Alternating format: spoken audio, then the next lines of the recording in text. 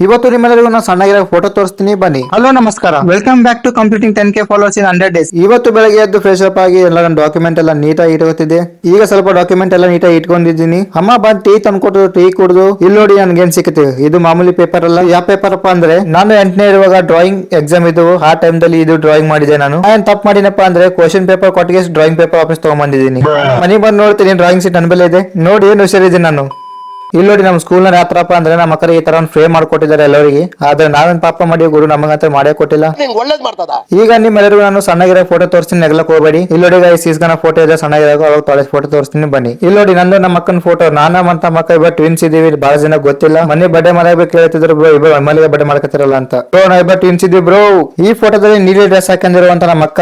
Actually dance ಅಲ್ಲಿ ನಾ ಇದ್ದಿದ್ದೆ, ನನಗೆ ಹುಷಾರಿರ್ಲಿಲ್ಲ. ಅದಕ್ಕೋಸ್ಕರ ನನ್ನ ಬದಲಿ ನಮ್ಮ ಅಕ್ಕ ಹೋಗಿ ಡ್ಯಾನ್ಸ್ ಮಾಡಿದ್ದಾಳೆ. ಈ ಫೋಟೋ ಪೈಲೆ ನಮ್ಮಲ್ಲಿ ಕಾರ್ಬನ್ ಕೀಪ್ಯಾಡ್ ಫೋನ್ ಇತ್ತು, ಅಳವ್ ತೆಗೆದ. ಈಗ ಕೆಲವೊಂದು ಫೋಟೋ ಹಾಕ್ತೀನಿ ನೋಡಿ.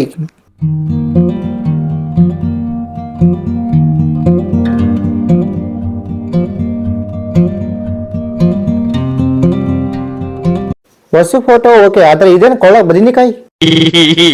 ಓಕೆ, ಈಗ ಫೋಟೋ ನೋಡಿದ್ರೆ ದಯವಿಟ್ಟು ಒಂದು ಫಾಲೋ ಮಾಡ್ಕೊಳ್ಳಿ. ಸಿಗೋಣ ಆದಷ್ಟು ಮುಂದಿನ ದುಡ್ಡು. ಟಾಟಾ, ಬಾಯ್ ಬಾಯ್.